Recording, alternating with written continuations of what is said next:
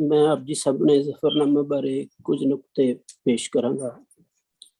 सब ਨੂੰ ਪਹਿਲਾਂ ਜ਼ਫਰਨਾਮੇ ਸੰਬੰਧੀ ਜਿਹੜੀ ਚੁੱਪ ਪੈਦਾ ਹੋ ਗਈ ਸੀ ਪਪੂਲਰ ਪੱਧਰ ਤੇ, ਵਿਦਵਾਨ ਲੋਕ ਤੇ ਇਸ ਦੀ ਕਦਰ ਚ ਸਨ, ਪਰ ਇਸ ਚੁੱਪ ਨੂੰ ਤੋੜਨ ਦੇ ਵਿੱਚ ਜਿਹੜੇ ਸਾਡੇ ਗਾਇਕ ਸਿਰਤਾਜ ਹਨ ਉਹਨਾਂ ਨੇ ਪਹਿਲ ਕੀਤੀ।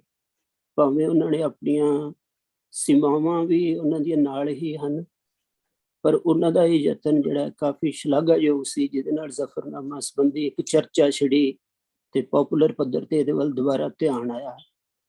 ਤੇ ਸਿੱਖ ਜਗਤ ਦਾ ਇਹ ਹਮੇਸ਼ਾ ਹੀ ਉਹਨਾਂ ਦੇ ਹਿਰਦੇ ਦੇ ਨਾਲ ਜੁੜਿਆ ਹੋਇਆ ਟੈਕਸਟ ਹੈ ਤੇ ਇਸ ਦਾ ਵੱਡਾ ਸਥਾਨ ਹੈ।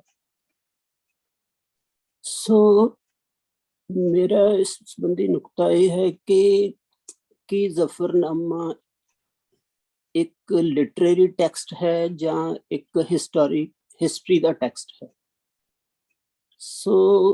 ਜੇ ਇਹ ਸਿਰਫ ਹਿਸਟਰੀ ਦਾ ਟੈਕਸਟ ਹੈ ਤਾਂ ਫਿਰ ਜਿਹੜੇ ਗੁਰੂ ਦਾ ਟਾਈਮ ਨਾਲ ਜਿਹੜਾ ਰਿਲੇਸ਼ਨ ਹੁੰਦਾ ਉਹਦੇ ਵਿੱਚ ਜਿਹੜੇ ਹਿਸਟਰੀ ਦੇ ਪਰਸਪੈਕਟਿਵ ਚੱਲਦੇ ਪਏ ਆ ਲੀਨੀਅਰ ਟਾਈਮ ਦੇ, ਉਹਨਾਂ ਦਾ ਕੀ ਸੰਬੰਧ ਬਣਦਾ ਹੈ। ਇਹ ਨੁਕਤਾ ਥਿਓਰੈਟੀਕਲੀ ਥੋੜਾ ਦੇਖਣਾ ਚਾਹੀਦਾ ਹੈ ਕਿ ਗੁਰੂ ਕਾਸਮਿਕ ਟਾਈਮ ਦੇ ਵਿੱਚ ਲੀਨੀਅਰ ਟਾਈਮ ਨੂੰ ਕਿਸ ਤਰ੍ਹਾਂ ਬੈਸਟੋ ਕਰਨ ਲਈ ਹਾਜ਼ਰ ਕਰਦਾ ਹੈ। ਇਹ ਐਕਸਪੀਰੀਅੰਸ ਜਿਹੜਾ ਸਾਡੇ ਕੋਲ ਇਸ ਟੈਕਸਟ ਨੂੰ ਖੋਲ੍ਹਣ ਲਈ ਚਾਹੀਦਾ ਹੈ। ਦੂਜਾ ਨੁਕਤਾ ਜਿਹੜਾ ਮੈਂ ਇਹ ਕਹਿਣਾ ਚਾਹੁੰਦਾ ਕਿ ਜਿਹੜੇ ਮਹਾਨ ਟੈਕਸਟ ਹੁੰਦੇ ਹਨ ਜਾਂ ਜਿਹੜੇ ਗੁਰੂ ਪ੍ਰਕਾਸ਼ ਨਾਲ ਜੁੜੇ ਜਿਹੜੇ ਬਚਨ ਹੁੰਦੇ ਹਨ, ਉਹਨਾਂ ਨੂੰ ਕੇਵਲ ਕੰਟੈਂਟ ਦੇ ਨੁਕਤੇ ਤੋਂ ਦੇਖਣਾ ਉਹਨਾਂ ਦੇ ਰਾਜ਼ ਨੂੰ ਨਹੀਂ ਖੋਲ ਸਕਦਾ। ਉਹਨਾਂ ਦੀ ਫਾਰਮ ਕੀ ਬਣਦੀ ਆ, ਉਹਦੇ ਐਕਸਪੀਰੀਅੰਸ ਚਾਹੀਦੇ ਆ ਤੇ ਉਹ ਫਾਰਮ ਨੂੰ ਜਾਣਨ ਲਈ ਫਿਰ ਜਿਹੜੀਆਂ ਟ੍ਰੈਡੀਸ਼ਨਸ ਦੀ ਪੂਰੀ ਵਾਕਫੀ ਚਾਹੀਦੀ ਹੈ। ਕਈ ਵਾਰੀ ਵੱਡੇ ਵਿਜ਼ਨ ਵਾਲੇ ਬੰਦੇ ਫਾਰਮ ਦੀਆਂ ਟ੍ਰੈਡੀਸ਼ਨਸ ਨੂੰ ਦੀ ਮਿਹਨਤ ਕਰਨ ਤੋਂ ਬਗੈਰ ਆਪਣੀਆਂ ਫਲੈਸ਼ਿਸ ਦੇ ਨਾਲ ਉਹਦੀ ਇੰਟਰਪ੍ਰੀਟੇਸ਼ਨ ਨੂੰ ਗੰਭੀਰ ਵੀ ਬਣਾਉਂਦੇ ਆ ਤੇ ਉੱਚਾ ਵੀ ਚੱਕਦੇ ਆ, ਪਰ ਉਹਦੇ ਐਕਸਪੀਰੀਅੰਸ ਨੂੰ ਕਿਤੇ ਨਾ ਕਿਤੇ ਜਿਹੜਾ ਆ ਪ੍ਰੋਫਿਟ ਦੇ ਕੰਸਰਨ ਤੋਂ ਬਾਹਰ ਕੱਢ ਕੇ ਉਹਨੂੰ ਕਿਸੇ ਹਿਊਮਨ ਕੰਸਰਨ ਦੀ ਸੂਖਮਤਾ ਤੇ ਉੱਚਤਾ ਚ ਲੈ ਜਾਂਦੇ। ਮੇਰੇ ਖਿਆਲ ਦੇ ਵਿੱਚ ਜ਼ਫਰਨਾਮਾ, ਜਿਵੇਂ ਗੁਰਜ਼ੇਫ ਨੇ ਓਬਜੈਕਟਿਵ ਆਰਟ ਦਾ ਜਿਹੜਾ ਐਕਸਪੀਰੀਅੰਸ ਦਿੱਤਾ ਆ, ਜੇ ਓਬਜੈਕਟਿਵ ਆਰਟ ਜਿਵੇਂ ਭਾਈ ਗੁਰਦਾਸ ਜੀ ਦੀ ਲੈਂਗੁਏਜ ਆ ਤੇ ਸ਼ਾਹ ਹੁਸੈਨ ਦੀ ਲੈਂਗੁਏਜ ਆ, ਇਹਦਾ ਫਰਕ ਜੇ ਸਾਨੂੰ ਸਮਝ ਆਵੇ ਤਾਂ ਫਿਰ ਸਾਨੂੰ ਪਤਾ ਲੱਗੇਗਾ ਕਿ ਉਹਦੀ ਟ੍ਰੈਡੀਸ਼ਨ ਕੀ ਆ ਭਾਈ ਗੁਰਦਾਸ ਦੀ। ਉਹਦੇ ਵਿੱਚ ਕਿਹੜੀਆਂ ਕਿਹੜੀਆਂ ਟ੍ਰੈਡੀਸ਼ਨਸ ਉਸ ਈਡੀਅਮ ਦੇ ਵਿੱਚ, ਉਹਦੀ ਲੈਂਗੁਏਜ ਦੇ ਵਿੱਚ ਹੀ ਸਮਾ ਰਹੀਆਂ ਹਨ, ਜਾਂ ਉਹਦੀ ਜਿਹੜੀ ਵਾਰਾਂ ਦੀ ਫਾਰਮ ਆ ਉਹਦੇ ਵਿੱਚ ਸਮਾ ਰਹੀਆਂ ਹਨ। ਕਿਉਂ ਨਹੀਂ ਸੂਫੀਜ਼ਮ ਜਿਹੜਾ ਪੰਜਾਬ ਦਾ ਉਹਨੇ ਵਾਰ ਦੇ ਕਾਵਿ ਰੂਪ ਨੂੰ ਵਰਤਿਆ। ਇਹ ਟ੍ਰੈਡੀਸ਼ਨ ਸਾਨੂੰ ਤਾਂ ਸਮਝ ਆਉਣਗੀਆਂ ਜੇ ਅਸੀਂ ਉਸ ਟੈਕਸਟ ਦੀ ਕਿਹਦੇ ਨਾਲ ਸੰਬੰਧ ਹੈ ਉਹਨੂੰ ਸਮਝੀਏ। ਦੂਜਾ ਮੈਂ ਇਹ ਵੀ ਕਹਿਣਾ ਚਾਹੁੰਦਾ ਕਿ ਕੋਈ ਜਿਹੜਾ ਵੱਡਾ ਟੈਕਸਟ ਆ ਉਹਨੂੰ ਇੱਕ ਪਬਲੀਕੇਸ਼ਨ ਦੇ ਨੁਕਤੇ ਤੋਂ ਇੱਕ ਬੁੱਕ ਦੇ ਤੌਰ ਤੇ ਹੀ ਦੇਖ ਲੈਣਾ ਸਫੀਸ਼ੀਐਂਟ ਨਹੀਂ ਹੈ। ਉਹਦੇ ਨਾਲ ਜੁੜੀਆਂ ਰਵਾਇਤਾਂ ਕੀ ਹਨ ਕਿਸੇ ਪਰੰਪਰਾ ਦੇ ਵਿੱਚ। ਜ਼ਫਰਨਾਮਾ ਜਿਹੜਾ ਆ ਇਹਦੇ ਵਿੱਚ ਜਿਹੜਾ ਮੇਨ ਧੁਰਾ ਸਹੁੰ ਆ, ਉਹ ਸਹੁੰ ਜਿਹੜੀ ਆ ਉਹ ਖਾਧੀ ਕਿੱਥੇ ਗਈ? ਉਹ ਅਨੰਦਪੁਰ ਸਾਹਿਬ ਦੇ ਵਿੱਚ ਖਾਧੀ ਗਈ। ਤੇ ਉਹ ਸਹੁੰ ਜਿਹੜੀ ਆ, ਇੱਕ ਪਾਸੇ ਆਟੇ ਦੀ ਗਾਂ ਦੀ ਸਹੁੰ ਖਾਧੀ ਗਈ, ਦੂਜੇ ਪਾਸੇ ਕੁਰਾਨ ਜਿਹਦੇ ਉੱਤੇ ਉਹਨੇ ਲਿਖਤੀ ਰੂਪ ਦੇ ਵਿੱਚ ਸਮਝੌਤੇ ਵੱਲ ਨੂੰ ਵੱਧਦੇ ਹੋਏ ਬੋਲ ਲਿਖੇ। ਉਹ ਜਿਹੜੀ ਜੰਗ ਦੇ ਦੌਰਾਨ ਅਨੰਦਪੁਰ ਸਾਹਿਬ ਦੇ ਵਿੱਚ ਜਿਹੜੀ ਸਹੁੰ ਆ ਉਹ ਖਾਧੀ ਗਈ, ਉਹਦਾ ਸਥਾਨ ਦੇਖਣਾ ਚਾਹੀਦਾ ਹੈ। ਦੂਜਾ ਜ਼ਫਰਨਾਮਾ ਜਿਹੜਾ ਉਹ ਲਿਖਿਆ ਕਿੱਥੇ ਗਿਆ? ਮਾਲਵੇ ਦੇ ਵਿੱਚ ਉਹ ਦੇਸੂ ਤਰਖਾਣ ਦੇ ਘਰੇ ਲਿਖਿਆ ਗਿਆ। ਜਿਹੜੀ ਤੇ ਉਹ ਸੈਮਿਟਿਕ ਟ੍ਰੈਡੀਸ਼ਨ ਦੀਆਂ ਚੀਜ਼ਾਂ ਨੂੰ ਐਡਰੈਸ ਕਰਦਾ ਪਿਆ।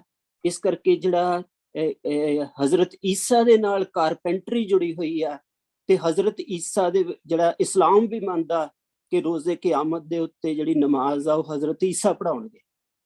ਸੋ ਜਿਹੜੀ ਸੈਮਟਿਕ ਪ੍ਰੋਫਿਟ ਦੇ ਅੰਦਰ ਜਿਹੜਾ ਕਾਰਪੈਂਟਰ ਦੇ ਨਾਲ ਰਿਲੇਸ਼ਨ ਆ ਉਹਨਾਂ ਦੇ ਕਿੱਤੇ ਦੇ ਨਾਲ, ਤੇ ਇੱਧਰ ਜਿਹੜੀ ਆ ਭਾਈ ਲਾਲੋ ਜੀ ਦਾ ਵੀ ਆ ਸੰਬੰਧ, ਜਿਹਦੇ ਤੇ ਬਾਬਰ ਬਾਣੀ ਦਾ ਨਾਂ ਆਉਂਦਾ, ਜਿਹਦੇ ਉਹਨਾਂ ਦਾ ਉਹਦੇ ਵਿੱਚ, ਤੇ ਜ਼ਫਰਨਾਮਾ ਦੇਸੂ ਤਰਖਾਣ ਦੇ ਬਾਰੇ ਲਿਖਿਆ ਜਾਂਦਾ, ਜਿਹੜਾ ਮਾਲਵੇ ਦੇ ਟਰਾਈਬਲ ਕਲਚਰ ਦੇ ਵਿਚਕਾਰ ਜਿਹੜਾ ਆ ਉਹਦਾ ਥਾਂ ਆ।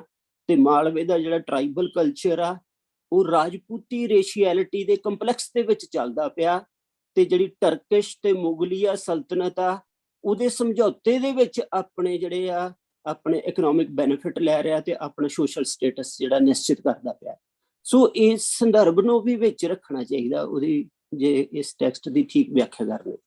ਸੋ ਉਹਦੀ ਫਾਰਮ ਦੇ ਨੁਕਤੇ ਤੋਂ ਮੈਂ ਕੁਝ ਕਹਿਣਾ ਚਾਹਾਂਗਾ ਕਿ ਜਿਹੜੀ ਮਰੀ ਗੁਰੂ ਸਾਹਿਬ ਨੇ ਉਹਦੀ ਫਾਰਸੀ ਜ਼ੁਬਾਨ ਕਿਉਂ ਚੁਣੀ। ਸੋ ਫਾਰਸੀ ਜ਼ੁਬਾਨ ਦੀ ਤਬੀਅਤ ਕੀ ਹੈ? ਸੋ ਫਾਰਸੀ ਜ਼ੁਬਾਨ ਦੀ ਤਬੀਅਤ ਇਹ ਹੈ ਕਿ ਫਾਰਸੀ ਜ਼ੁਬਾਨ ਇੰਦਰਿਆਵੀ ਕੋਮਲਤਾ ਦੇ ਹੁਸਨ ਤੇ ਸੰਵੇਦਨਾ ਅਤੇ ਉਸ ਨਾਲ ਜੁੜੇ ਹੋਏ ਰਹੱਸਮਈ ਸੂਖਮਤਾ ਦੇ ਆਦਰਸ਼ਾਂ ਨੂੰ ਪੇਸ਼ ਕਰਨ ਵਾਲੀ ਭਾਸ਼ਾ ਹੈ। ਤੇ ਉਹਦੇ ਨਾਲ ਜਿਹੜਾ ਆ ਉਹਦਾ ਜਿਹੜਾ ਇੱਕ ਜਿਹੜਾ ਮਤਲਬ ਕਿ ਵਾਰੀਅਰ ਟ੍ਰੈਡੀਸ਼ਨ ਜਿਹੜੀ ਆ ਉਹਦੇ ਵਿੱਚ ਜੁੜੀ ਹੋਈ ਹੈ। ਇਸ ਕਰਕੇ ਉਹਦੇ ਚ ਬਜ਼ਮੀਆਂ ਤੇ ਰਜ਼ਮੀਆਂ ਟ੍ਰੈਡੀਸ਼ਨ ਜਿਹੜੀ ਆ ਉਹਦੇ ਮਸਨਵੀ ਪਰੰਪਰਾ ਚ ਜੁੜੀ ਹੋਈ ਆ। ਸੋ ਇਹਦੇ ਵਿੱਚ ਜਿਹੜੀ ਫਾਰਸੀ ਦਾ ਚੁਣਨਾ ਆ ਇਹ ਆਪਣੇ ਆਪ ਦੇ ਵਿੱਚ ਮਹੱਤਵਪੂਰਨ ਆ। ਗੁਰੂ ਸਾਹਿਬ ਨੇ ਅਰੈਬਿਕ ਕਿਉਂ ਨਹੀਂ ਚੁਣੀ? ਸੋ ਜਾਂ ਕੋਈ ਹੋਰ ਲੈਂਗੁਏਜ ਕਿਉਂ ਨਹੀਂ ਹੈ ਇਸ ਮੈਸੇਜ ਦੇ ਵਿੱਚ? ਕੀ ਇਹਨੂੰ ਸਿਰਫ ਇਸ ਕਰਕੇ ਹੀ ਕਿਉਂਕਿ ਕੰਡੀਸ਼ਨ ਕੀਤਾ ਜਾਵੇ ਕਿ ਉਸ ਵੇਲੇ ਸਰਕਾਰ ਦੀ ਭਾਸ਼ਾ ਜਿਹੜੀ ਆ ਉਹ ਪਰਸ਼ੀਅਨ ਦੇ ਵਿੱਚ ਚੱਲਣ ਰਹੀ ਹੈ? ਸੋ ਮੇਰਾ ਖਿਆਲ ਹੈ ਇਹਦੇ ਨਾਲ ਗੁਰੂ ਬਿੰਬ ਜਿਹੜਾ ਆ ਉਹ ਸਿੰਪਲ ਹਿਸਟਰੀ ਦੇ ਫੈਕਟਸ ਦੇ ਵਿੱਚ ਇੱਕ ਫੈਕਟ ਬਣ ਜਾਂਦਾ, ਜਿਹਦੀ ਇੱਕ ਡੁਐਲਿਟੀ ਆ, ਤੇ ਉਸ ਡੁਐਲਿਟੀ ਦੇ ਵਿੱਚ ਉਹ ਇੱਕ ਸਾਮਿਕ ਤੌਰ ਤੇ ਵਿਕਟਰੀ ਕਰ ਰਿਹਾ ਆ। ਉਸ ਵਿਕਟਰੀ ਨੂੰ ਅਸੀਂ ਥੋੜਾ ਜਿਹਾ ਮੋਰੈਲਿਟੀ ਨਾਲ ਜੋੜ ਕੇ ਥੋੜੀ ਐਥੀਕਲ ਡਾਈਮੈਂਸ਼ਨ 'ਚ ਲੈ ਜਾਂਦੇ ਹਾਂ, ਪਰ ਐਗਜ਼ਿਸਟੈਂਸ਼ੀਅਲਿਜ਼ਮ ਦੇ ਆਉਣ ਤੋਂ ਬਾਅਦ ਮੋਰੈਲਿਟੀ ਤੇ ਐਥਿਕਸ ਜਿਹੜੀਆਂ ਆ ਉਹ ਆਪਣੇ ਆਪ ਦੇ ਵਿੱਚ ਉਹਦੀਆਂ ਵੀ ਪ੍ਰੋਬਲਮਸ ਹਨ। ਸੋ ਇਸ ਕਰਕੇ ਇਹਨੂੰ ਕੇਵਲ ਇੱਕ ਮੋਰਲ ਵਿਕਟਰੀ, ਸਦਾਚਾਰ ਦੀ ਵਿਕਟਰੀ ਕਹਿ ਕੇ ਉਹਦੇ ਹੁਕਮ ਦੇ ਵਿੱਚ ਉਹਦਾ ਕੀ ਨੇਮ ਬਣਦਾ ਪਿਆ ਉਹਦੇ ਨਾਲ ਉਹ ਵਿਛੋੜਨਾ ਦਰੁਸਤ ਨਹੀਂ ਹੋਏਗਾ, ਜਾਂ ਉਹਦੇ ਮੀਨਿੰਗ ਨੂੰ ਅਸੀਂ ਪੂਰਾ ਨਹੀਂ ਜਾਣ ਸਕਦੇ। ਸੋ ਇਸ ਕਰਕੇ ਜਿਹੜਾ ਆ ਇਹ ਪਰਸ਼ੀਅਨ ਜਿਹੜੀ ਭਾਸ਼ਾ ਦਾ ਚੁਣਿਆ ਜਾਣਾ ਤੇ ਪਰਸ਼ੀਅਨ ਭਾਸ਼ਾ ਦਾ ਜਿਹੜੀ ਸੰਵੇਦਨਾ ਆ ਉਹਦਾ ਦਸਮ ਗ੍ਰੰਥ ਦੇ ਵਿੱਚ ਰੱਖੇ ਜਾਣਾ। ਸੋ ਜਿਹੜੀ ਲਿਟਰੇਰੀ ਵਰਕ ਹੈ, ਲਿਟਰੇਰੀ ਵਰਕ ਦੀ ਜਿਹੜੀ ਸਾਰੀ ਫਲਾਈਟ ਹੈ ਉਹ ਕ੍ਰੀਏਟਿਵ ਫੈਮਨਾਈਨ ਦੇ ਵਿੱਚੋਂ ਆ ਰਹੀ ਹੈ। ਸੋ ਕ੍ਰੀਏਟਿਵ ਫੈਮਨਾਈਨ ਨੂੰ ਦਸਮ ਗ੍ਰੰਥ ਜਿਹੜਾ ਆ ਉਹ ਕਾਸਮਿਕ ਡਾਰਕ ਫੈਮਨਾਈਨ એનર્ਜੀ ਦੇ ਰੂਪਾਂ ਦੇ ਵਿੱਚ ਲਿਆ ਕੇ ਉਸ ਨੂੰ ਜਿਹੜਾ ਆ ਮਰਿਆਦਾ ਦਿੰਦਾ ਆ ਇੱਕ ਪਾਰਦਰਸ਼ੀ ਵਿਵੇਕ ਦੀ ਜਾਂ ਇੱਕ ਏਕੰਕਾਰੀ ਦਿਵਤਾ ਦੀ। ਸੋ ਇਹਦੇ ਵਿੱਚ ਜਿਹੜਾ ਮਸਲਾ ਇਹ ਹੈ, ਇਹ ਮਸਲਾ ਸਿਰਫ ਔਰੰਗਜ਼ੇਬ ਦਾ ਉਸ ਵੇਲੇ ਦਾ ਜ਼ੁਲਮ ਨਹੀਂ ਹੈ, ਕਿਉਂਕਿ ਗੁਰੂ ਦੇ ਕਾਸਮਿਕ ਰੂਪ ਦੇ ਸਾਹਮਣੇ ਜਿਹੜਾ ਲੋਅਰ ਟਾਈਮ ਆ ਉਹ ਘਟਨਾਵਾਂ ਦੇ ਰਾਹੀਂ ਗੁਰੂ ਦੀਆਂ ਡਾਈਮੈਂਸ਼ਨਸ ਨੂੰ ਜਿਹੜਾ ਆ ਰਿਸੀਵ ਕਰਦਾ। ਸੋ ਇਹ ਜਿਹੜੀ ਮੈਂ ਸਟੇਟਮੈਂਟ ਦੇ ਰਿਹਾ ਇਹਦੇ ਪਿੱਛੇ ਇਹਦੇ ਪਿੱਛੇ ਜਿਹੜੀ ਇਬਨ ਅਰਬੀ ਦੀ ਕਿਤਾਬ ਜਿਹੜੀ ਫਸੂਸਲ ਹਿਕਮਾ ਜਿਹੜੀ ਪ੍ਰੋਫਿਟਸ ਦੀਆਂ ਪਰਟੀਕੂਲੈਰਿਟੀਜ਼ ਨੂੰ ਦੱਸਦੀ ਆ ਉਹਦਾ ਐਕਸਪੀਰੀਅੰਸ ਰੱਖਿਆ ਜਾ ਸਕਦਾ ਹੈ। ਸੋ ਇਹਦੇ ਨਾਲ ਜਿਹੜੇ ਆ ਮਿਸਟੀਰੀਅਮ ਮੈਗਨਮ ਜਿਹੜੀ ਜੈਨੇਸਿਸ ਦੇ ਉੱਤੇ ਲਿਖੀ ਹੋਈ ਕਿਤਾਬ ਆ ਤੇ ਉਹਦੀਆਂ ਸਾਖੀਆਂ ਦੇ ਭੇਦ ਖੋਲ ਦੀ ਕਿਤਾਬ ਆ ਜੈਕਬ ਬੋਮ ਦੀ, ਉਹਨੂੰ ਵੀ ਰੱਖਿਆ ਜਾ ਸਕਦਾ। ਸੋ ਇਸ ਕਰਕੇ ਜਿਹੜਾ ਪ੍ਰੋਫਿਟ ਆ ਉਹਦੇ ਸਾਹਮਣੇ ਟਾਈਮ ਤੇ ਘਟਨਾਵਾਂ ਕੀ ਹਨ ਇਹ ਐਕਸਪੀਰੀਅੰਸ ਸਾਡੇ ਕੋਲ ਚਾਹੀਦਾ ਜੇ ਅਸੀਂ ਇਹਨੂੰ ਖੋਲ੍ਹਣਾ। ਸੋ ਜਿਹੜਾ ਫਾਰਸੀ ਦਾ ਚੁਣੇ ਜਾਣਾ ਤੇ ਉਹਦਾ ਦਸਮ ਗ੍ਰੰਥ 'ਚ ਹੋਣਾ ਇਹ ਆਪਣੇ ਆਪ 'ਚ ਇੰਪੋਰਟੈਂਟ ਆ, ਕਿਉਂਕਿ ਦਸਮ ਗ੍ਰੰਥ ਜਿਹੜਾ ਆ ਉਹ ਐਸਥੈਟਿਕ ਫੈਮਨਾਈਨ ਨਹੀਂ ਹੈ, ਕਿਉਂਕਿ ਉਹਦੀ ਜਿਹੜੀ ਸਾਖੀ ਹੈ ਕਿ ਉਹ 52 ਕਵੀ ਜਮਨਾ ਦੇ ਕੰਢੇ ਬੈਠੇ ਹੋਏ ਆ ਤੇ ਉਹ ਕਹਿ ਰਹੇ ਹਨ ਕਿ ਸਾਨੂੰ ਜਮਨਾ ਦੀ ਆਵਾਜ਼ ਡਿਸਟਰਬ ਕਰਦੀ। ਸੋ ਜਮਨਾ ਦੀ ਆਵਾਜ਼ ਸ਼ਾਇਰ ਨੂੰ ਕਿਸ ਤਰ੍ਹਾਂ ਡਿਸਟਰਬ ਕਰ ਸਕਦੀ, ਕਿਉਂਕਿ ਉੱਥੇ ਜਿਹੜਾ ਕਰਮ ਹੋ ਰਿਹਾ ਉਹ ਸ਼ਾਇਰੀ ਤੋਂ ਕੋਈ ਹੋਰ ਹਾਇਰ ਐਕਸਪੀਰੀਅੰਸ ਦੀ ਆਰਟ ਦਾ ਹੋ ਰਿਹਾ। ਸੋ ਉਹ ਰੋਮਾਂਟਿਕ ਤੇ ਮਿਸਟੀਫਾਈਡ ਜਿਹੜਾ ਫੈਮਨਾਈਨ ਹੈ ਉਹਦੀ ਐਸਥੈਟਿਸਿਟੀ ਤੋਂ ਅਗਲੀ ਗੱਲ ਚੱਲ ਰਹੀ ਹੈ ਜਿਹਦੇ ਵਿੱਚ ਬਲੈਕ ਨੂੰ ਫੇਸ ਕੀਤਾ ਜਾ ਰਿਹਾ। ਸੋ ਇਸ ਕਰਕੇ ਜਮਨਾ ਜਿਹੜੀ ਕਿ ਮਧੂਬਨ ਦੇ ਨਾਲ ਬ੍ਰਿੰਦਾਵਨ ਦੇ ਨਾਲ ਜੁੜੀ ਹੋਈ ਕ੍ਰਿਸ਼ਨ ਦੀ ਨਦੀ ਹੈ, ਜਿਹਦੇ ਵਿੱਚ ਪਰਸ਼ੀਅਨ ਪੋਇਟਰੀ ਵਾਲਾ ਹੀ ਰੋਮਾਂਸ ਤੇ ਜਿਹੜੀ ਮਿਸਟਿਕ ਐਸਥੈਟਿਕਸ ਆ ਉਹਦਾ ਮਿਕਸਚਰ ਦਾ ਫਲੇਵਰ ਆ, ਉਹਦੀ ਮਿਊਜ਼ਿਕੈਲਿਟੀ ਆ। ਸੋ ਉਹ ਮਿਊਜ਼ਿਕੈਲਿਟੀ ਬਲੈਕ ਦੀ ਡਾਇਮੈਂਸ਼ਨ ਦੇ ਵਿੱਚ ਜਾਣ ਤੋਂ ਸ਼ਾਇਰਾਂ ਨੂੰ ਜਿਹੜਾ ਆ ਉਹ ਵਿਘਨਕਾਰੀ ਸਾਬਤ ਹੋ ਰਹੀ ਹੈ। ਸੋ ਜਮਨਾ ਦਾ ਸਿੰਬਲ ਜਿਹੜਾ ਇਹ ਬਣਦਾ ਹੈ। ਸੋ ਇਸ ਕਰਕੇ ਇਹ ਨੁਕਤਾ ਸਮਝਣਾ ਚਾਹੀਦਾ ਕਿ ਜ਼ਫਰਨਾਮਾ ਇਸ ਐਕਸਪੀਰੀਅੰਸ ਦੇ ਵਿੱਚ ਜਿਹੜਾ ਆ ਉਹ ਪਲੇਸ ਕੀਤਾ ਗਿਆ। ਸੋ ਇਹ ਨੁਕਤਾ ਵੀ ਜਿਹੜਾ ਅਸੀਂ ਦੇਖਾਂਗੇ ਤਾਂ ਸਾਨੂੰ ਉਹਦੀ ਫਾਰਮ ਜਿਹੜੀ ਹੈ ਸਮਝ ਆਏਗੀ। ਸੋ ਤੀਜਾ ਨੁਕਤਾ ਜਿਹੜਾ ਮੇਰੇ ਸਾਹਮਣੇ, ਦੂਜਾ ਇਹਦੇ ਵਿੱਚ ਹੈ ਕਿ ਉਹਦੇ ਵਿੱਚ ਬ੍ਰਜੀ ਵੀ ਹੈ। ਸੋ ਬ੍ਰਜੀ ਤੇ ਪਰਸ਼ੀਅਨ ਦਾ ਐਕਸਪੀਰੀਅੰਸ ਇੱਕੋ ਜਿਹਾ ਮੈਂ ਦਿਖਾ ਰਿਹਾ ਤੁਹਾਨੂੰ। ਸੋ ਬ੍ਰਿੰਦਾਵਨ ਦਾ ਐਕਸਪੀਰੀਅੰਸ ਤੇ ਈਰਾਨ ਦੇ ਵਿੱਚ ਜਿਹੜਾ ਪੀਰੇ ਮੋਗਾਂ ਦਾ ਐਕਸਪੀਰੀਅੰਸ ਆ ਜਿਹੜਾ ਹਾਫਿਜ਼ ਦੇ ਰਾਹੀਂ ਪੇਸ਼ ਹੁੰਦਾ ਹੈ, ਤੇ ਉਹਦੀ ਮਿਸਟੀਫਾਈਡ ਜਿਹੜੀ ਹਾਫਿਜ਼ ਦੀ ਲੈਂਗੁਏਜ ਜਿਹੜੀ ਆ, ਇਹ ਭਾਵੇਂ ਕਿ ਰੂਮੀ ਵੱਡਾ ਪੋਇਟ ਆ, ਪਰ ਈਰਾਨ ਦੇ ਵਿੱਚ ਹਾਫਿਜ਼ ਦੀ ਲੈਂਗੁਏਜ ਜਿਹੜੀ ਆ ਉਹ ਜ਼ਿਆਦਾ ਈਰਾਨੀਅਨ ਸਪਿਰਿਟ ਨੂੰ ਪੇਸ਼ ਕਰਦੀ। ਤੇ ਜਿਹੜੀ ਮਿਸਟਿਕ ਐਕਸਪੀਰੀਅੰਸ ਦੇ ਨੁਕਤੇ ਤੋਂ ਲੈਂਗੁਏਜ ਦਾ ਜਿਹੜਾ ਫਲੇਵਰ ਆ ਉਹ ਅਤਾਰ ਕੋਲ ਜ਼ਿਆਦਾ ਆ। ਰੂਮੀ ਸਾਹਿਬ ਦੀ ਲੈਂਗੁਏਜ ਜਿਹੜੀ ਆ ਮਸਨਵੀ ਦੇ ਵਿੱਚ ਉਨੀ ਕਮਾਲ ਦੀ ਲੈਂਗੁਏਜ ਨਹੀਂ, ਭਾਵੇਂ ਕਿ ਐਕਸਪੀਰੀਅੰਸ ਉਹਦਾ ਹੀ ਵੱਡਾ ਹੈ। ਸੋ ਤੇ ਉਹਨਾਂ ਦੀ ਜਿਹੜਾ ਦੀਵਾਨ ਆ ਸ਼ਮਸ ਤਬਰੇਜ਼ੀ, ਉਹਦੀ ਲੈਂਗੁਏਜ ਵੀ ਮਸਨਵੀ ਨਾਲੋਂ ਜ਼ਿਆਦਾ ਲਿਰਿਕਲ ਆ, ਤੇ ਉਹਦੇ ਵਿੱਚ ਗੀਤਨੁਮਾ ਮੁਸਲਸਲ ਆਸਪੈਕਟ ਆ ਉਹਨਾਂ ਦੀ ਗਜ਼ਲ ਦੇ ਵਿੱਚ, ਉਹ ਲਿਰਿਕਲ ਆ, ਉਹਦੇ ਵਿੱਚ ਲਿਰਿਸਿਟੀ ਆ। ਪਰ ਫਿਰ ਵੀ ਜਿਹੜਾ ਲੈਂਗੁਏਜ ਦਾ ਫਲੇਵਰ ਆ ਉਹ ਈਰਾਨ ਦੇ ਵਿੱਚ ਦੋ ਬੰਦਿਆਂ ਕੋਲ ਹੀ ਵੱਡਾ ਆ, ਜਿਹੜਾ ਇੱਕ ਹਾਫਿਜ਼ ਸ਼ਿਰਾਜ਼ੀ ਤੇ ਦੂਜਾ ਫਰੀਦੁੱਦੀਨ ਅਤਾਰ। ਸੋ ਫਰੀਦੁੱਦੀਨ ਅਤਾਰ ਨੇ ਹੀ ਆਪਣਾ ਮੌਲਾਨਾ ਰੂਮੀ ਜਦੋਂ ਛੋਟੇ ਸੀ ਆਪਣੇ ਫਾਦਰ ਨਾਲ ਜਾ ਰਹੇ ਸੀ, ਤੇ ਉਹਨਾਂ ਨੇ ਆਪਣੀ ਜਿਹੜੀ ਬੁੱਕ ਹੈ ਮੇਰੇ ਖਿਆਲ ਇਸਰਾਰਨਾਮਾ, ਉਹ ਉਹਨਾਂ ਨੇ ਉਹਨਾਂ ਨੂੰ ਦਿੱਤੀ ਸੀਗੀ ਬਚਪਨ ਦੇ ਵਿੱਚ। ਤੇ ਉਹਨਾਂ ਨੇ ਕਿਹਾ ਆ ਕਿ ਅਤਾਰ ਜਿਹੜਾ ਰੂਮੀ ਸਾਹਿਬ ਨੇ ਸ਼ੇਅਰ ਲਿਖਿਆ ਕਿ ਅਤਾਰ ਮੇਰੀ ਸਪਿਰਿਟ ਆ ਤੇ ਮੈਂ ਤੇ ਸਿਨਾਈ ਮੇਰੀਆਂ ਅੱਖਾਂ ਹਨ, ਤੇ ਮੈਂ ਇਹਨਾਂ ਦੋਵਾਂ ਤੋਂ ਬਾਅਦ ਚੋਂ ਆ ਰਿਹਾ। ਸੋ ਉਹਨਾਂ ਨੇ ਉਹਨਾਂ ਦੀ ਵਡਿਆਈ ਨੂੰ ਕਬੂਲਿਆ ਹੋਇਆ। ਸੋ ਇਸ ਨੁਕਤੇ ਤੋਂ ਹੋਰ ਚੀਜ਼ ਇੱਕ ਸਮਝਣ ਵਾਲੀ ਆ ਕਿ ਜਿਹੜੀ ਗੁਲਸ਼ਨੇ ਰਾਜ਼ ਸ਼ਬਸਤਾਰੀ ਦੀ ਕਿਤਾਬ ਆ, ਉਹਨਾਂ ਨੇ ਵੀ ਇਹ ਕਿਹਾ ਆ ਕਿ ਵੀ ਮੈਨੂੰ ਸ਼ਾਇਰੀ ਦੇ ਉੱਤੇ ਉਹ ਅਬੂਰ ਹਾਸਲ ਨਹੀਂ ਆ ਕਿ ਜਿਹੜਾ ਆ 100 ਸੈਂਚੁਰੀਜ਼ ਦੇ ਵਿੱਚ ਇੱਕ ਅਤਾਰ ਆਉਂਦਾ। ਤੇ ਉਹਨਾਂ ਨੇ ਇਹ ਵੀ ਕਿਹਾ ਕਿ ਜੇ ਜਿਹੜੇ ਮਿਸਟਰੀ ਦੇ ਹਜ਼ਾਰਾਂ ਜਿਹੜੇ ਸੰਸਾਰ ਆ ਉਹ ਉਜਾਗਰ ਕਰ ਦਿੱਤੇ ਜਾਣ ਤਾਂ ਉਹ ਅਤਾਰ ਦੀ ਦੁਕਾਨ ਦਾ ਇੱਕ ਕਿਣਕਾ ਹੀ ਹੈ। ਸੋ ਇੱਕ ਦਾਣਾ ਹੀ ਹੈ। ਸੋ ਅਤਾਰ ਦੀ ਇਹ ਵਡਿਆਈ ਹੈ। ਪਰ ਅਤਾਰ ਦੀ ਲੈਂਗੁਏਜ ਜਿਹੜੀ ਆ ਉਹ ਜ਼ਫਰਨਾਮੇ ਦੀ ਲੈਂਗੁਏਜ ਜਿਹੜੀ ਆ ਉਹ ਉਹਦੇ ਨਾਲੋਂ ਵੀ ਵੱਡੀ ਹੈ। ਤੇ ਜਿਹੜੀ ਇਹਦਾ ਰਾਜ਼ ਜਿਹੜਾ ਆ, ਜੇ ਸਾਨੂੰ ਇਕਬਾਲ ਦੀ ਪੋਇਟਰੀ ਦਾ ਪਤਾ ਹੋਵੇ ਜਿਹਦੇ ਉੱਤੇ ਖਾਲਸੇ ਦੀ ਜਿਹੜੀ ਫਾਈਟ ਆ ਪੰਜਾਬ ਦੇ ਵਿੱਚ, ਉਹਦਾ ਅਸਰ ਆ ਉਹਦੇ ਮਿਸਟਿਸਿਜ਼ਮ ਦੇ ਉੱਤੇ ਤੇ ਉਹਦੀ ਫਿਲਾਸਫੀ ਦੇ ਉੱਤੇ। ਸੋ ਉਹ ਇਸ ਮਿਸਟਿਸਿਜ਼ਮ ਦੇ ਇਸ ਜਿਹੜਾ ਖਾਲਸਾਈ ਚੜ੍ਹਤ ਦਾ ਜਿਹੜਾ ਇਹ ਜਲਾਲ ਆ, ਇਕਬਾਲ ਜਿਹੜਾ ਆ ਉਹਨੂੰ ਲੱਗਦਾ ਕਿ ਈਰਾਨ ਦੇ ਮਿਸਟਿਸਿਜ਼ਮ ਤੋਂ ਇਹਨੂੰ ਖਤਰਾ ਆ। ਸੋ ਉਹ ਇਸਲਾਮ ਦੇ ਵਿੱਚ ਉਹ ਜਲਾਲ ਪੈਦਾ ਕਰਨਾ ਚਾਹੁੰਦਾ ਹੈ, ਜਿਹਦਾ ਪ੍ਰਭਾਵ ਜਿਹੜਾ ਖਾਲਸਾਈ ਟ੍ਰੈਡੀਸ਼ਨ ਤੋਂ ਜਾ ਰਿਹਾ ਹੈ।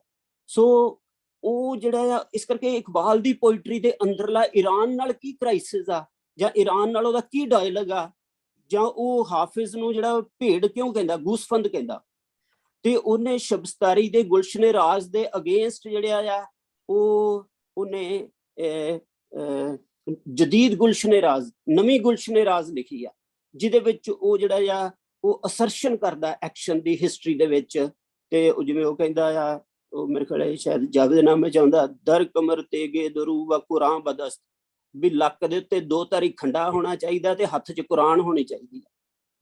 ਸੋ ਇਹ ਚੀਜ਼ਾਂ ਉਹਦੇ ਵਿੱਚ ਇਹ ਸਿੱਖ ਟ੍ਰੈਡੀਸ਼ਨ ਤੋਂ ਜਾ ਰਹੀਆਂ ਤੇ ਉਹਦਾ ਡਾਇਲੌਗ ਆ ਈਰਾਨ ਦੇ ਨਾਲ। ਜੇ ਜ਼ਫਰਨਾਮੇ ਦੀ ਲੈਂਗੁਏਜ ਨੂੰ ਸਮਝਣਾ ਹੈ ਤੇ ਇਕਬਾਲ ਦੀ ਪੋਇਟਰੀ ਦਾ ਈਰਾਨ ਨਾਲ ਜਿਹੜਾ ਡਾਇਲੌਗ ਆ ਉਹ ਮਦਦ ਕਰ ਸਕਦਾ ਹੈ। ਕਿਉਂ ਗੁਰੂ ਸਾਹਿਬ ਦੇ ਜ਼ਫਰਨਾਮੇ ਦੀ ਭਾਸ਼ਾ ਜਿਹੜੀ ਆ ਉਹ ਹਾਫਿਜ਼ ਵਰਗੀ ਨਹੀਂਗੀ, ਜਾਂ ਨਿਜ਼ਾਮੀ ਹੋਣਾ ਵਰਗੀ ਨਹੀਂਗੀ, ਜਾਂ ਅਤਾਰ ਵਰਗੀ ਨਹੀਂਗੀ। ਤੇ ਰੂਮੀ ਸਾਹਿਬ ਦੀ ਤੇ ਜਿਹੜੀ ਭਾਸ਼ਾ, ਕਿਉਂਕਿ ਅਫਗਾਨਿਸਤਾਨ ਦੇ ਸੀਗੇ, ਉਹਨਾਂ ਦੀ ਭਾਸ਼ਾ ਦੇ ਵਿੱਚ ਉਹਨਾਂ ਫਲੇਵਰ ਨਹੀਂ ਹੈ, ਭਾਵੇਂ ਕਿ ਐਕਸਪੀਰੀਅੰਸ ਉਹਨਾਂ ਦਾ ਵੱਡਾ ਹੀ ਆ ਤੇ ਉਹਨੂੰ ਕੁਰਾਨ ਵੀ ਕਿਹਾ ਜਾਂਦਾ ਪਰਸ਼ੀਅਨ ਦਾ। ਸੋ ਇਸ ਕਰਕੇ ਜਿਹੜੀ ਉਹ ਲੈਂਗੁਏਜ ਕਿਉਂ ਇਸ ਤਰ੍ਹਾਂ ਦੀ ਬਣ ਰਹੀ ਹੈ।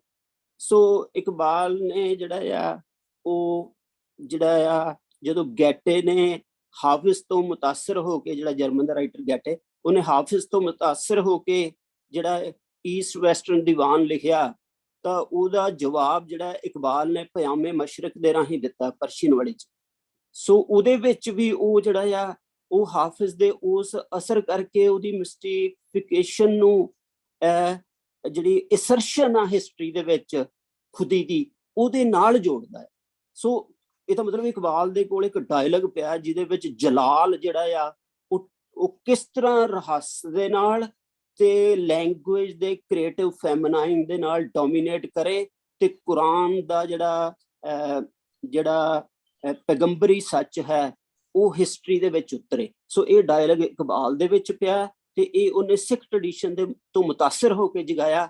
ਸਾਨੂੰ ਜਾਵੇਦਨਾਮੇ ਦੇ ਸੱਚ ਨੂੰ ਸਮਝਣ ਲਈ ਇਹ ਡਾਇਲੌਗ ਨੂੰ ਸਮਝਣਾ ਚਾਹੀਦਾ ਆ। ਤੇ ਇਕਬਾਲ ਦੀ ਪਰਸ਼ੀਅਨ ਜਿਹੜੀ ਆ, ਜਾਂ ਇਕਬਾਲ ਦੀ ਜਿਹੜੀ ਲੈਂਗੁਏਜ ਆ, ਬਾਂਗੇ ਦਰਾ ਦੇ ਵਿੱਚ ਉਹਦੀ ਜਿਹੜੀ ਪਹਿਲੀ ਉਰਦੂ ਦੀ ਕਿਤਾਬ ਆ, ਉਹਦੇ 'ਚ ਬਹੁਤ ਲਿਰਿਕਲ ਆ ਤੇ ਉਹ ਕ੍ਰੀਏਟਿਵ ਫੈਮਨਾਈਨ ਦੀਆਂ ਸ਼ਰਤਾਂ ਨੂੰ ਪੂਰੀਆਂ ਕਰਦੀ ਆ।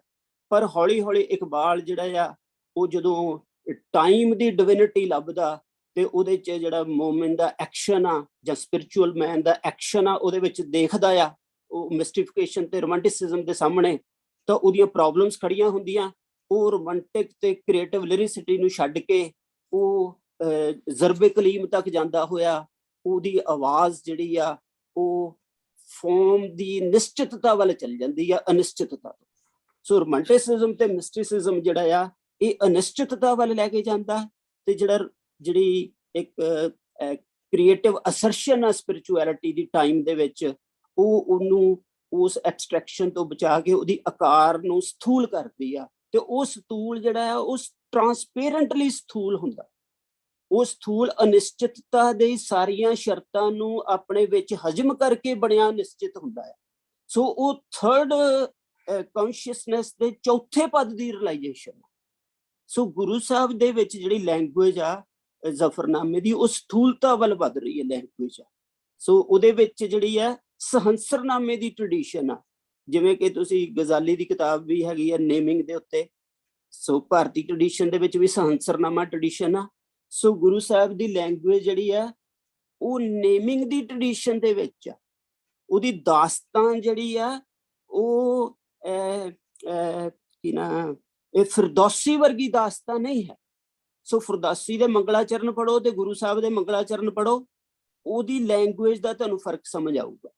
ਗੁਰੂ ਸਾਹਿਬ ਦੀ ਲੈਂਗੁਏਜ, ਜਿਵੇਂ ਭਾਈ ਗੁਰਦਾਸ ਦੀ ਲੈਂਗੁਏਜ ਗੌਰੀ ਹੈ ਸ਼ਾਹ ਹੁਸੈਨ ਨਾਲੋਂ, ਗੁਰੂ ਸਾਹਿਬ ਦੀ ਲੈਂਗੁਏਜ ਜਿਹੜੀ ਆ ਉਹ ਗੌਰੇਪਣ 'ਚ ਹੈ।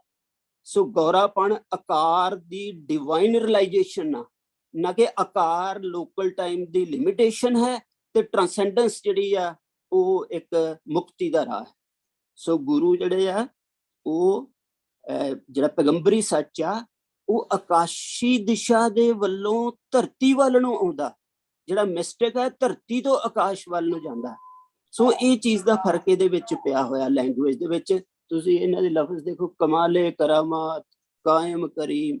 ਸੋ ਇਹ ਗੋਡ ਦੀ ਨੇਮਿੰਗ ਦਾ ਪ੍ਰੋਸੈਸ ਆ ਜਿਹੜਾ ਸਹੰਸਰਨਾਮਾ ਪਰੰਪਰਾ ਨੇ ਸਾਡੀ ਨੇ ਸਾਂਭਿਆ ਹੋਇਆ। ਇਹ ਜਾਪ ਸਾਹਿਬ ਦੇ ਵਿੱਚ ਵੀ ਹੈਗਾ। ਸੋ ਇਹ ਲੈਂਗੁਏਜ ਦਾ ਇਹ ਨੁਕਤਾ ਜਿਹੜਾ ਆ ਇਹ ਸਮਝਣਾ ਚਾਹੀਦਾ ਆ। ਦੂਜੀ ਜਿਹੜੀ ਗੱਲ ਇਹਦੇ ਵਿੱਚ ਆ ਕਿ ਜ਼ਫਰਨਾਮੇ ਦੇ ਵੱਖ-ਵੱਖ ਜਿਹੜੇ ਐਡੀਸ਼ਨ ਮਿਲਦੇ ਆ, ਉਹਦੇ 'ਚ ਇੱਕ ਕੰਟਰੋਵਰਸ਼ੀਅਲ ਐਡੀਸ਼ਨ ਵੀ ਆ, ਪਰ ਜਿਹੜੀ ਮੈਂ ਗੱਲ ਕਹਿ ਰਿਹਾ ਉਹਦਾ ਸਬੂਤ ਉਹਦੇ ਵਿੱਚੋਂ ਮਿਲ ਜਾਂਦਾ ਆ, ਕਿਉਂਕਿ ਉਹਦੇ ਵਿੱਚ ਕੁਝ ਸ਼ੇਰ ਜਿਹੜੇ ਆ ਉਹ ਜਾਪ ਸਾਹਿਬ ਦੀ ਤਰਜ਼ ਦੇ ਵਿੱਚ ਐਡ ਕੀਤੇ ਗਏ ਆ। ਭਾਸ਼ਾ ਵਿਭਾਗ ਦਾ ਜਿਹੜਾ 217 ਵਾਲਾ ਐਡੀਸ਼ਨ ਆ, ਉਹਦੇ 'ਚ 109 ਤੋਂ 112 ਤੱਕ ਦੇ ਜਿਹੜੇ ਸ਼ੇਰ ਆ ਉਹ ਜਾਪ ਸਾਹਿਬ ਦੇ ਵਿੱਚੋਂ ਵਰਗੀ ਭਾਸ਼ਾ ਵਾਲੇ ਸ਼ੇਰ ਆ। ਸੋ ਇਸ ਭਾਵੇਂ ਇਹ ਐਡੀਸ਼ਨ ਨੂੰ ਮੈਂ ਇਹ ਨਹੀਂ ਕਹਿ ਰਿਹਾ ਕਿ ਵਾਜਬ ਐਡੀਸ਼ਨ ਆ, ਪਰ ਇਹ ਚੀਜ਼ ਦਾ ਜੁੜ ਜਾਣ ਦੇ ਵਿੱਚ ਇੱਕ ਇਸ਼ਾਰਾ ਪਿਆ ਹੋਇਆ। ਸੋ ਉਹ ਸ਼ੇਰ ਹਨ, ਅਗੰਜੋ ਅਪੰਜੋ ਅਰੂਪੋ ਅਰੇਖ ਅਗਾਧੋ ਅਬਾਧੋ ਅਪਰਮੋ ਅਲੇਖ ਅਰਾਗੋ ਅਰੂਪੋ ਅਰੇਖੋ ਅਰੰਗ ਅਜਨਮੋ ਅਬਰਨੋ ਅਭੂਤੋ ਅਪੰਗ। ਜੇ ਮੈਂ 2 ਪੜ੍ਹੇ ਆ, 4 ਸ਼ੇਰ। ਸੋ ਇੱਥੋਂ ਪਤਾ ਲੱਗਦਾ ਕਿ ਜ਼ਫਰਨਾਮੇ ਦੀ ਲੈਂਗੁਏਜ ਜਿਹੜੀ ਆ ਉਹ ਜਿਵੇਂ ਪ੍ਰੋਫਿਟ ਜਿਹੜਾ ਆ ਨੇਮਿੰਗ ਦੇ ਰਾਹੀਂ ਕੋਸਮੋਲੋਜੀ ਨੂੰ ਸਾਬਤ ਕਰਦਾ ਆ। ਸੋ ਜਿਹੜਾ ਲੋਅਰ ਟਾਈਮ ਆ ਜਾਂ ਜਿਹੜਾ ਟਾਈਮ ਸਪੇਸ ਆ, ਇਹਦੀ ਕ੍ਰੀਏਸ਼ਨ ਜਿਹੜੀ ਆ ਉਹ ਨੇਮਿੰਗ ਦੇ ਵਿੱਚੋਂ ਹੁੰਦੀ।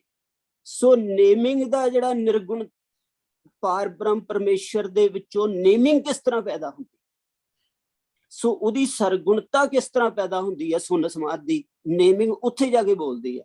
ਸੋ ਜ਼ਫਰਨਾਮਾ ਜਿਹੜਾ ਆ ਇਹਨੂੰ ਜਿਹੜਾ ਆ ਹੁਕਮ ਦੇ ਵਿੱਚ ਪਈ ਹੋਈ ਪੈਗੰਬਰੀ ਦਿਬਤਾ ਲੋਅਰ ਟਾਈਮ ਦੀਆਂ ਨਵਾਜ਼ਿਸ਼ ਕਿਸ ਤਰ੍ਹਾਂ ਕਰਦੀ ਆ, ਇੱਕ ਗੱਲ ਇਹਦੇ ਵਿੱਚ ਸਮਝਣੀ ਚਾਹੀਦੀ ਹੈ। ਦੂਜੀ ਗੱਲ ਜਿਹੜੀ ਹੈ ਕਿ ਜ਼ਫਰਨਾਮੇ ਦੀ ਪਰਟੀਕੁਲਰਿਟੀ ਕੀ ਹੈ। ਸੋ ਮੈਂ ਜ਼ਫਰਨਾਮੇ ਦਾ ਟੋਟਲ ਐਕਸਪੀਰੀਅੰਸ ਦੱਸਿਆ ਤੁਹਾਨੂੰ ਉਹਦੇ ਆਕਾਰ ਦੇ ਵਿੱਚੋਂ ਦੀ। ਦੂਜਾ ਨੁਕਤਾ ਹੈ ਕਿ ਉਹਦੀ ਜਿਹੜੀ ਆਪਣੀ, ਅੱਛਾ ਇੱਕ ਇਹਦੇ ਚ ਹੋਰ ਨੁਕਤਾ ਜਿਹੜਾ ਆਕਾਰ ਦੇ ਨੁਕਤੇ ਤੋਂ ਸਮਝਣਾ ਚਾਹੀਦਾ ਕਿ ਇਹਦੀ ਬਹਿਰ ਜਿਹੜੀ ਕਿਹੜੀ ਹੈ। ਸੋ ਇਹਦੀ ਬਹਿਰ ਹੈਗੀ ਆ ਮੁਤਕਾਰਿਬ। ਮੁਤਕਾਰਿਬ ਜਿਹੜੀ ਬਹਿਰ ਹੈ ਇਹਦੇ ਵਿੱਚ ਜਿਹਾਫਾਂ ਲਾ ਕੇ ਕਾਟ ਵੱਢ ਕਰਕੇ ਇਹ 4-5 ਤਰ੍ਹਾਂ ਦੀ ਬਣਦੀ ਆ। ਫਿਰਦੌਸੀ ਦਾ ਸ਼ਾਹਨਾਮਾ ਵੀ ਇਸੇ ਬਹਿਰ ਦੇ ਵਿੱਚ ਹੀ ਲਿਖਿਆ ਗਿਆ ਆ। ਸੋ ਉਹ ਮੁਤਕਾਰਿਬ ਦੇ ਵਿੱਚ, ਪਰ ਜਿਹੜੀ ਗੁਰੂ ਸਾਹਿਬ ਨੇ ਜਿਹੜੀ ਮੁਤਕਾਰਿਬ ਵਰਤੀ ਆ, ਇਹ ਵਰਤੀ ਆ ਬਹਿਰੇ ਮੁਤਕਾਰਿਬ ਮੁਸਮਨ ਮਕਸੂਰ। ਸੋ ਇਹਦੇ ਵਿੱਚ ਜਿਹੜਾ ਵਜ਼ਨ ਹੁੰਦਾ ਫੌਲੁਨ ਫੌਲੁਨ ਫੌਲੁਨ ਫੌਲ, ਮਤਲਬ 4 ਵਾਰੀ ਇੱਕ ਲਾਈਨ ਚ ਤੇ 4 ਵਾਰੀ ਦੂਜੀ ਲਾਈਨ ਚ, 8 ਰੁਕਣੀ ਇਹ ਜਿਹੜੀ ਉਹ ਆ ਬਹਿਰ ਆ। ਤੇ ਇਹਦੇ ਵਿੱਚ ਜਿਹੜੀ ਕਸਰ ਲੱਗੀ ਆ, ਜਿਹੜੀ ਜ਼ਿਹਾਫ ਲੱਗੀ ਆ, ਉਹ ਲੱਗੀ ਆ ਚੌਥੇ ਤੇ 8ਵੇਂ ਰੁਕਨ ਦੇ ਉੱਤੇ। ਸੋ ਇਹਦੇ ਚ ਜਿਹੜਾ ਸ਼ੇਰ ਦਾ ਆਖਰੀ ਬੋਲ ਹੈ ਉਹ ਸਾਕਿਨ ਹੋ ਜਾਂਦਾ ਹੈ। ਸਾਕਿਨ ਦਾ ਮਤਲਬ ਵੀ ਉਹ ਮਤਲਬ ਉਹਦੇ ਨਾਲ ਮਾਤਰਾ ਨਹੀਂ ਹੁੰਦੀ। ਸੋ ਜਿਵੇਂ ਕਿ ਸ਼ਲੋਕ ਦੇ ਜਿਹੜਾ ਆ ਉਹਦੇ ਵਿੱਚ 13 ਜਮਾ 11 ਮਾਤਰਾ ਹੁੰਦੀਆਂ ਤੇ ਆਖਰੀ ਜਿਹੜਾ ਆ ਉਹ ਲਘੂ ਹੁੰਦਾ, ਉਹਦੇ ਨਾਲ ਮਾਤਰਾ ਨਹੀਂ ਹੁੰਦੀ। ਸੋ ਇਹਦਾ ਵੀ ਬੜਾ ਵੱਡਾ ਰਾਜ਼ ਆ ਜਿਹੜੇ ਬੰਦੇ ਨੂੰ ਪੋਇਟਿਕਸ ਦੀ ਸਮਝ ਆ, ਕਿ ਆਖਰੀ ਲਫ਼ਜ਼ ਜਿਹੜਾ ਆ ਉੱਤੇ ਮਾਤਰਾ ਨਾ ਹੋਣਾ ਉਹਦੀ ਡਿਵਾਈਨ ਸਿੰਗੂਲੈਰਿਟੀ ਹੁੰਦੀ ਆ। ਜਿਵੇਂ ਪ੍ਰੋਫਿਟ ਦੀ ਡਿਵਾਈਨ ਸਿੰਗੂਲੈਰਿਟੀ ਹੁੰਦੀ ਆ। ਜਿਵੇਂ ਡੱਲਾ ਜਦੋਂ ਗੁਰੂ ਸਾਹਿਬ ਨੂੰ ਸਰਸੇ ਦੇ ਵਿੱਚ ਛੱਡ ਗਿਆ ਸੀਗਾ, ਤਾਂ ਉਦੋਂ ਇੱਕ ਫਕੀਰ ਨੇ ਕਿਹਾ ਸੀਗਾ, ਗੁਰੂ ਸਾਹਿਬ ਨੇ ਆਵਾਜ਼ ਮਾਰੀ ਡੱਲੇ ਨੂੰ, ਤੇ ਫਕੀਰ ਨੇ ਬਾਹਰੋਂ ਕਿਹਾ ਸੀ, ਡੱਲਾ ਨਾ ਮੱਲਾ ਗੁਰੂ ਇਕੱਲਾ। ਸੋ ਉਹ ਇਕੱਲੇ ਦਾ ਮਤਲਬ ਟਾਈਮ ਦੇ ਵਿੱਚ ਇਕੱਲਾ ਨਹੀਂ ਗਾ, ਮਤਲਬ ਉਹ ਕੋਈ ਐ ਨਹੀਂ ਬੰਦਿਆਂ ਤੋਂ ਵਿਛੁੰਨਿਆ ਹੋਇਆ। ਸੋ ਗੁਰੂ ਡਿਵਾਈਨ ਸਿੰਗੂਲੈਰਿਟੀ ਦੇ ਵਿੱਚ ਰਹਿੰਦਾ ਹੈ। ਸੋ ਟੋਟਲ ਟਾਈਮ ਉਹਦੇ ਅਧੀਨ ਰਹਿੰਦਾ, ਇਹਦਾ ਮਤਲਬ ਇਹ ਹੁੰਦਾ। ਸੋ ਜ਼ਫਰਨਾਮੇ ਦੀ ਬਹਿਰ ਦੇ ਵਿੱਚ ਇਹਦਾ ਇਸ਼ਾਰਾ ਹੈ। Professor Saab, kindly sum up quickly now. ਹਾਂਜੀ, sum up ਕਰੋ। ਸੋ ਇੱਕ ਤਾਂ ਇਹ ਨੁਕਤਾ ਆ ਉਹਦੀ ਫਾਰਮ ਦੇ ਨੁਕਤੇ ਤੋਂ, ਇਹਨੂੰ ਸਮਝਣ ਦੀ ਲੋੜ ਆ ਵੀ ਉਹਦੀ ਲੈਂਗੁਏਜ ਕੀ ਹੈ। ਸੋ ਦੂਜਾ ਜਿਹੜਾ ਨੁਕਤਾ ਆ ਕਿ ਇਹਦੇ ਵਿੱਚ ਸੌਂ ਜਿਹੜੀ ਆ ਉਹ ਇੰਪੋਰਟੈਂਟ ਚੀਜ਼ ਆ। ਤੇ 12 ਸ਼ੇਰ ਆ ਇਹਦੇ ਜ਼ਫਰਨਾਮੇ ਦੇ, ਉਹਦੇ ਵਿੱਚੋਂ 18 ਸ਼ੇਰ ਇਕੱਲੀ ਸੌਂ ਦੇ ਉੱਤੇ ਹੀ। ਸੋ ਉਹ ਸੌਂ ਕੀ ਚੀਜ਼ ਆ, ਇਹ ਚੀਜ਼ ਨੂੰ ਸਮਝਣਾ ਚਾਹੀਦਾ ਵੀ ਉਹ ਸਹੁੰ ਕੀ ਚੀਜ਼ ਆ। ਸੋ ਉਹ ਸਹੁੰ ਜਿਹੜੀ ਆ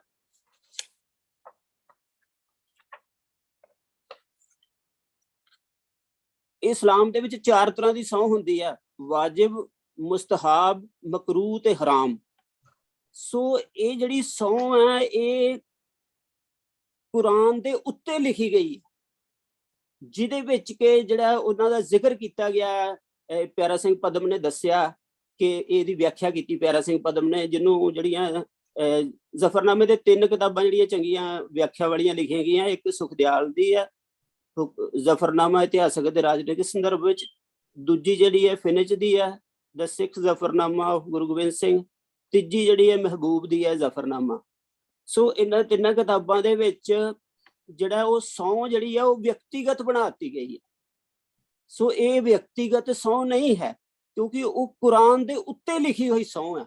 ਸੋ ਇਸ ਕਰਕੇ ਜਿਹੜਾ ਆ ਇਹਨੂੰ ਇਹਦੇ ਨਾਲ ਸੋਚਣਾ ਚਾਹੀਦਾ ਆ। ਜਿਹੜਾ ਭੀਖਣ ਸ਼ਾਹ ਨੇ 2 ਕਟੋਰੇ ਰੱਖੇ ਸੀਗੇ ਕਿ ਗੁਰੂ ਸਾਹਿਬ ਕਿੰਨਾ ਚੋਂ ਹਾਂ, ਤੇ ਗੁਰੂ ਸਾਹਿਬ ਤੀਜਾ ਕਟੋਰਾ ਮੰਗਾਉਂਦੇ ਆ ਫਿਰ ਦੋਹਾਂ ਤੇ ਹੱਥ ਰੱਖ ਕੇ। ਇੰਝ ਹੀ ਇਹ ਗਾਂ ਦੀ ਸਹੁੰ ਤੇ ਕੁਰਾਨ ਦੀ ਸਹੁੰ ਇਕੱਠੀ ਖਾਧੀ ਜਾਂਦੀ ਹੈ ਤੇ ਦੋਵਾਂ ਸਹੁੰਆਂ ਟੁੱਟਦੀਆਂ। ਸੋ ਉਸ ਸਹੁੰ ਤੋਂ ਪਾਰ ਕਿਸ ਤਰ੍ਹਾਂ ਕੀਤਾ ਗਿਆ ਗੁਰੂ ਸਾਹਿਬ ਨੇ, ਇਸ ਚੀਜ਼ ਦੇ ਉੱਤੇ ਮਸਲਾ ਹੈ।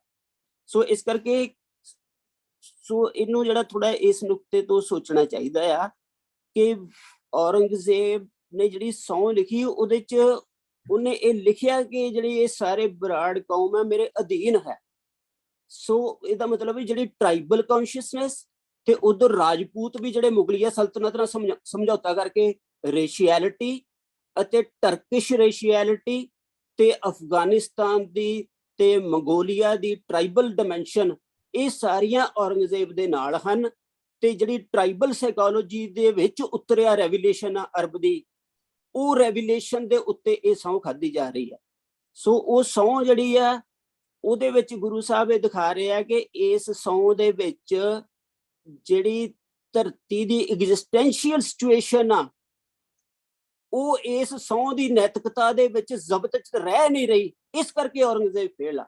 ਸੋ ਇਹ ਔਰੰਗਜ਼ੇਬ ਦੀ ਫੇਲੀਅਰ ਨਹੀਂ ਹੈ, ਇਹ ਰੈਵੂਲੇਸ਼ਨ ਦੇ ਅੰਦਰ ਪਿਆ ਜਿਹੜਾ ਟ੍ਰਾਈਬਲ ਸਟਰਕਚਰ ਹੈ ਮਰਿਆਦਾ ਦਾ, ਉਹ ਟਾਈਮ ਦੇ ਸਪਿਰਿਚੁਅਲ ਕਨੈਕਸ਼ਨ ਚੋਂ ਹਿਸਟਰੀ ਨਹੀਂ ਪੈਦਾ ਹੋਣ ਦੇ ਰਿਹਾ।